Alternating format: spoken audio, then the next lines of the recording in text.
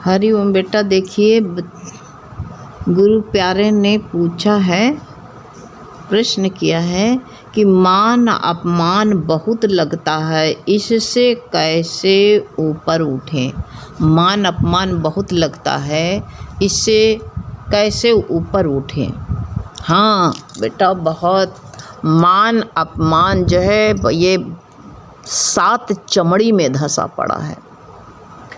बहुत ऐसे लगेगा हम मान अपमान से, बहुत संतों ने कहा कि हमने सत्संगियों को देखा कि हमको क्रोध नहीं आता, कोई कहता मान अपमान से परे हैं। अरे ऐसे नहीं, ऊपर से तो कह दोगे हम मान अपमान से परे हैं। अच्छा है आपने कह दिया, ठीक है।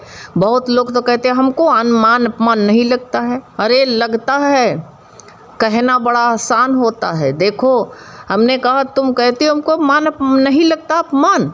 ने कहा तुम्हारे महफिल में तुम्हारे जेठ, तुम्हारी देवरानी जेठानी या तुम्हारी बहू आए, ताई चाची के सबके पैर लगे छुए, उनकी जेठानी की बहू आए और शादी में सबके पैर छुए और तुम्हारी तरफ घूम के ना देखे, देखो कितना लगेगा।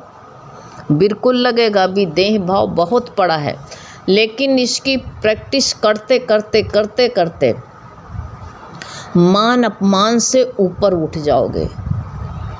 राजा भर्तृहरि जो था 36 बरस तपस्या किया, तब जा कर के उसका मान अपमान गया। पत्नी तो पतिव्रता थी, लेकिन गुरु ने कहा इसको निकालो, तब फल दिया था उनको। वो दिया था ना फल, अमर फल। तो अमर फल राजा भर्तृहरि को दिया, और राजा भर्तृहरि अपनी पत्नी से बहुत लगाव करते थे, उनका बहुत आसक्ति थी। तो अमर फल जो है पत्नी को दिया कि तू खा ले, तू जिंदा रहेगी तो मैं भी जिंदा रहूँगा। तो उसने ये षड्यंत्र रचा, वो सहीश को फल दिया। सहीश ने फल जा कर के वेश्या को दिया। वह नर्तकी थी। नर्तकी ने विचार किया कि ये फल हम क्या करेंगे। हम समझते हैं कि ना कि सबका मन जो है, हम जिससे मन मिलाते उसका मन मेरे में है। हमारे इशारे पर किसी का, सब अपने अपने मन मुताबिक चलते हैं, किसी का मन का नहीं है। तो जो है फिर जो है उस नर्तकी जब फल लेकर के गई राजा भर्तृहरि के पास में, तो कहा तेरे को कहाँ मिला। तो सब पूरा पता चला, बताया, 60 में बता रहे हैं क्योंकि सुना हुआ है। तब जा कर के इनको बहुत चोट लगी कि जिसको हम इतना चाहते हैं, और ये मेरी पत्नी, ये इसको हम जान से ज़्यादा चाहते हैं, या पत्नी जो है इसका मन दूसरे में है। तब जो है गुरु गोरखनाथ चिमटा गाड़ गए थे। इनके माँ बाप से मांगा था कि हमको दे दो, तो कहा नहीं, मेरा एक पुत्र नहीं देंगे। तो चिमटा गाड़ के गए थे, और इसने भी मना कर दिया था। तो कहा चिमटा गाड़ के जा रहे हैं, जिस दिन तेरे को जो है इस गृहस्थ से मन उपजा, चले आना। तो उसी जब पत्नी को यह देखा तो उठा लिया, निकाल लिया चिमटा, उखाड़ लिया और चल दिए। लेकिन मान अपमान तो ले करके गए थे ना, और गुरु भी वहीं पर तुमरे चोट मारेगा तुमको, कि जहाँ से तुमको जो है चोट वहीं पर, जहाँ देखेगा, जहाँ पर कमज़ोर हो, हमको तुमको गुरु चोट वहीं, आघात वहीं लगाता है। तो जो है कहा भिक्षा मांगने के लिए भेजाओ। कहा जाओ अपनी पत्नी से भिक्षा मांग के लेकर के आओ, तब तुमको गुरु मंत्र देंगे। मांगने गए तो रानी ने कहा, गुरु ने पहले ही रच दिया था रचना। कहा आए तो इसके ऊपर जो है पानी फेंकना छत पर से। तो जब पानी फेंका तो आंख घूर करके राजा भर्तृहरि ने कहा हम चले क्या गए, हमारी ये बैलू दासी मेरे पर पानी फेंक रही, कूड़ा फेंक रही। तब रानी ने कहा जा जा राजा, 12 वर्ष तपस्या किया, दोबारा फिर आए जब भिक्षा मांगने, तो फिर उनके ऊपर कूड़ा फेंकवाया। तो फिर राजा को बड़ी चिढ़ लगी, कहा ये मेरी बैलू। तो कहा और तपस्या कर जाके, 24 साल तपस्या किया। फिर जो है आए तो इनको जो है जब 36 साल तपस्या कर लिया। जब तो चौथी बार मांगने गए तब इनके ऊपर राखी फेंकी गई, तब ये मान अपमान से परे हुए। कहा ये तो तन तो जल ही जाएगा ना, मट्टी है, राखी में तो मिल ही जाएगा। राखी के ऊपर राखी फेंका तो क्या फेंका। तब कहा मोह में इसको फंसाना। तब कहा केसर, तब रानी बोली केसर चंदन छोड़ के राजन अंग भभूति लगायो, हमारी तरफ हमारा ध्यान नहीं कि हमारा क्या होगा। तब उनका मान अपमान खत्म हुआ। कहा ओम जपो मेरी मैया, अलख जपो री मैया, अलख जपो। जो दिख नहीं रहा है अलख का ध्यान करो। तब वो मान अपमान से परे हुए। तभी तो आपको 36 साल सत्संग हुए नहीं सुनते। लेकिन जो है ये पड़ा 7 चमड़ियों में, धीरे धीरे धीरे प्रैक्टिस करते रहोगे कि मैं शुद्ध आत्मा चेतन हूँ। आत्मा में कुछ मेरे जो है, जहाँ ये हमको अपमान दे रहे हैं तो हमारे अपमान मेरे वहाँ तक पहुँचता नहीं। ऐसे कहते कहते मैं शुद्ध आत्मा, मैं आकाशवत हूँ, ये शब्द जो है मेरे अंदर नहीं जा सकते हैं। मुझे आत्मा के अंदर चले जाएं तब भी ऐसे कहो, कहते कहते। और जब तक तुमको अपमान की क्रोध रहेगा, जब तक अपमान में तुम चोट तुम्हारे जब तक पता चलेगी, जब तक तुम जाप नहीं करोगे। और जैसे तुम जाप करने लगोगे वैसे ही तुमको भगवान याद आ जाएगा, तभी तुरंत सब दुख तुम्हारा भूल जाएगा। हमको जब कोई अपमान लगता है तो हम वही को रटते रहते हैं, भगवान को याद नहीं करते हैं। भगवान को याद नहीं करोगे तो ये दर्द खत्म नहीं होगी, दुख खत्म नहीं होगा। भगवान भी कहते हैं कि तुम दर्द सह रहे हो लेकिन दवा तुम्हारे पास में है, लेकिन दवा का तुम याद नहीं करते हो। ऐसे जब हम परमात्मा को भगवान याद आ जाए और तुरंत तुम देह भाव से ऊपर हो जाओगे। लेकिन भगवान को भगवान भी कहते दुख तुम्हारा तभी हम हारेंगे। महाभारत के युद्ध में इतना सब कुछ हो गया, जुआ में हार गए, कितना कष्ट पाए पांडव, लेकिन जो है भगवान को एक बार भी नहीं पुकारा। और जब तक भगवान को इंसान नहीं याद करता पुकारता है तब तक दुख पाता रहता है। खाली द्रौपदी ने भगवान को पुकारा था, द्रौपदी ने पुकारा तब भगवान द्रौपदी के पास में आए, लेकिन पांडवों ने एक बार भी भगवान को नहीं पुकारा, नहीं याद किया। लाहगिरा में जलाए गए, भगवान ने रक्षा किया, जंगल गए, माँ वनवास को, इतना सब कुछ करके लेकिन भगवान के शरणागत नहीं हुए।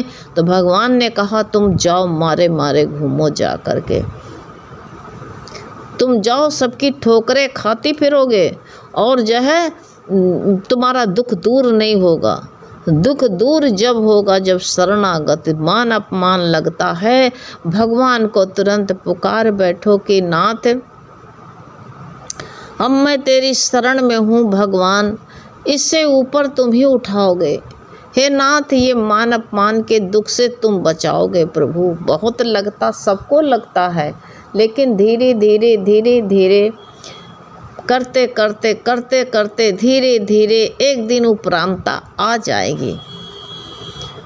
ये जो देह भाव पड़ा हुआ है, बहुत कहते रहते हैं कि हम देह नहीं आत्मा हैं, लेकिन फिर भी देह का कष्ट भी लगता है, देह का अपमान भी लगता है, लेकिन फिर लगता है फिर भी कहते रहो मैं देह नहीं हूँ, मैं शुद्ध आत्मा हूँ, क्योंकि देह भाव पड़ा हुआ है। कूट कूट के धीरे धीरे कहते कहते उपरामता आ जाएगी। एकदम से तुम कहो कि एकदम से कूद पड़े। देखो बड़े बड़े संत महात्मा जो है बाल ब्रह्मचारी रहते हैं, लेकिन भिक्षा के लिए जब जाते हैं और कोई जो है अपमान कर देता है तो उनको चिढ़ लग जाती है, उनको भी अपमान लगता है। इसलिए भगवान कहते हैं तुम मेरी शरण में आ जाओ।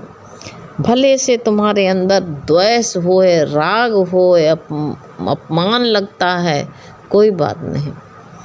तुम भगवान के हो। लोग कहेंगे तुम्हें काम क्रोध ज़्यादा है तो भगवान तुमको नहीं पसंद करेंगे। अरे पसंद करेंगे। कितना द्रौपदी कितना क्रोध दांत पीस पीस के कहती है, जब तक दुशासन के लहू से अपने केस नहीं धोऊंगा तब तक केस नहीं बांधूंगा अपने बाल हैं। लेकिन भगवान को पुकारती है, एक आवाज़ में भगवान खड़े होते, उसका ये कर्म नहीं देखते। मान अपमान लगता है फिर भी कह दो भगवान तेरे हैं, कोई बात नहीं, खून मत जलाया करो। अपमान किसी कोई कर देता तो रोती हो, रो रो करके आंसू बहा बहा के खाना भी नहीं खाओगे। नहीं, लड़ते जाना, रोते जाना, खाना खाते जाना। अब तुमको बताएं, एक थी ब्राह्मणी, तो उस सास बहुरी में मतलब हकीकत की बात बताती, सास बहू में खूब लड़ाई हुए, इतनी लड़ाई हुए, सास को बहुत अपमान लगता था। दोनों लोग खूब लड़े और जो है लड़ करके थोड़ा उसको पागल कहती थी, लेकिन पागल नहीं थी। तो वो लड़ते लड़ते और जो है जाए चूल्हा जला, जा करके चूल्हा जलता था तब की बात बता रहे हैं, चूल्हा जला ले खाना बनाए। सास कहे बना लियो, खा लियो, जाओ उबाल के खा लियो, आज हम खाना नहीं खाएंगे। लेकिन कहे अरे ना खाइयो तो बनाओगे तो परिबे करी, ऐसे बोलती रहे, बनाना तो बनाओगे तो परिबे करी, चाहे खाओ चाहे ना खाओ, बुढ़ाऊ तो हैं। और बना लिए, बना करके सब खाना, दाल चावल सब्जी रोटी बनाए और बना करके थाली में परस लाए, 2 थाली परोस करके कहे ले अम्मा खाना खाओ। वो कहे तुम्हें भर लो, हम नहीं खावे। अच्छा अम्मा थाली तो हम परस लाए ना, और बस तुरंत खाना शुरू कर दिए, पूरी थाली समेट जाए। और सास उल्टा सीधा बोलती जाए, कहे देखो कैसी बेशरम खा रही। अरे कहीं पेटों तो बेशरम होता है। वो खाती जाए, खा करके कहे अम्मा थाली खाना ढाँप दे। अम्मा कहे जब क्रोध शांत हो तो खा लेना तुम। हम लोग इतना हंसे, लेकिन कहे वो जो है लड़के खा पी के वजह से लेट जाए जा करके। इतना हम तो उसको सब लोग पागल कहते थे, लेकिन हम तो कहते थे बहुत उपराम थी वो।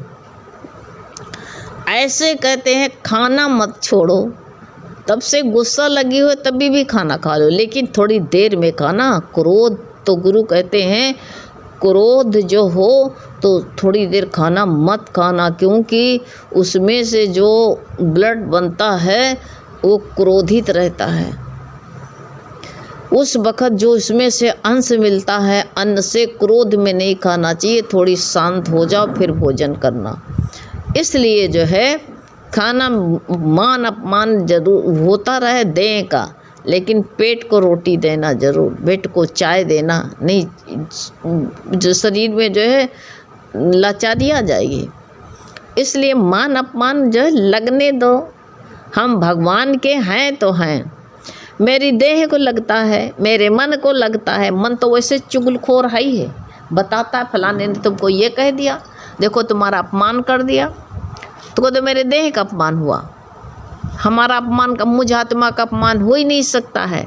ऐसे विचार बनाते बनाते बनाते कभी एक दिन जो है देखो ऊंचाई तुमको मिल जाएगी, तुम्हें सीढ़ी मिल जाएगी, उसी पर चढ़ जाना। रोड़ा मत समझो, रोड़ा समझोगे तो गिर जाओगे। वही मान अपमान से जो है गुस्सा भी आएगी, क्रोध भी आएगा तुमको, कोई अपमान कर देगा। तो एक प्रेमी कहती थी गुरुजी क्या करें, हम बहुत, हमको गुस्सा आ जाता है, बड़ा क्रोध आ जाता है। तो गुरु ने कहा क्रोध आ जाता है तो बाथरूम में घुस जाओ कपड़ा लेकर के, और क्रोध में खूब रगड़ के पीट पीट के कपड़ा, गुस्सा में पीटो, कपड़ा धो तो खूब साफ हो जाए हैं। क्रोध करने से अंतःकरण जल रहा कि और काला हुआ जा रहा। इसलिए क्रोध उतारो तो वैसी जगह उतारो कि जिससे काम भी बन जाए। हम लोग हंस देते थे, ऐसे जो है अपने को जलाओ नहीं। क्रोध आए लेकिन थोड़ी देर के बाद में भोजन जरूर कर लेना। इसलिए जो है अपने को ठंडा रखो, और नहीं ठंडा गर्म आ जाए तो गुरु ने कहा ये प्रेम ही ऐसा है कि इस पर जो है पानी छोड़ देगा। विचार करना, अपमान लगे कि तो हमने तो इनका अपमान किया नहीं, इसका हिसाब किताब था, इसने पूरा कर लिया, हमारा इसका हिसाब किताब पूरा हो गया। आज तो हमने कुछ नहीं कहा, लेकिन पहले का हमारा हिसाब किताब है, हमने इसको अपमानित किया था, इसलिए आज इसने हमारा अपमान कर दिया, इसलिए हमारा हिसाब किताब पूरा हो गया। अब हम छुटकारा पा गए, हम अपने आत्म भाव में आ जाए, शुद्धता में आ जाए। भगवान तुमने भला किया, जो मेरा जो है हमको जो है क्रोध ये हिसाब कर दिया, चुकता कर दिया। जब हिसाब चुकता हो गया तो छुट्टी मिल गई ना। इसलिए मान अपमान जो लगता है कोई बात नहीं, लगने दो, लेकिन तुम कह दो हम भगवान के हैं, हम जैसा भी हूँ प्रभु तेरा हूँ। चाहे मैं मान अपमान लगता हो, क्योंकि गीता में कहा जो मान अपमान में सम है, 12वें अध्याय में कहा है, वो मेरे को प्रिय है। निंदा स्तुति में सम है, मेरे को प्रिय है। तो भगवान से उल्टा बोल जाओ कि भगवान निंदा स्तुति लगती है हमको, मान अपमान लगता है, लेकिन हम आपको प्यारे हैं, हम आपसे प्यार करते हैं, आप भी हमसे प्यार करते हो। बस ऐसा दृढ़ता से कहो, अपने आप ही छुट्टी पा जाओगे। जैसा भी हूँ लेकिन मैं तेरा हूँ, तो ऐसा विचार बनाओ। अपने आप ही धीरे धीरे धीरे प्रैक्टिस करते करते करते करते धीरे धीरे मान अपमान जो तूफान उठे ये नहीं रहेंगे ना, धीरे धीरे शांत हो जाएंगे। जो हलचल आती है, दुख आते हैं, ये अपमान लगता है, सब जो है ख़त्म हो जाएंगे। हरि ओम।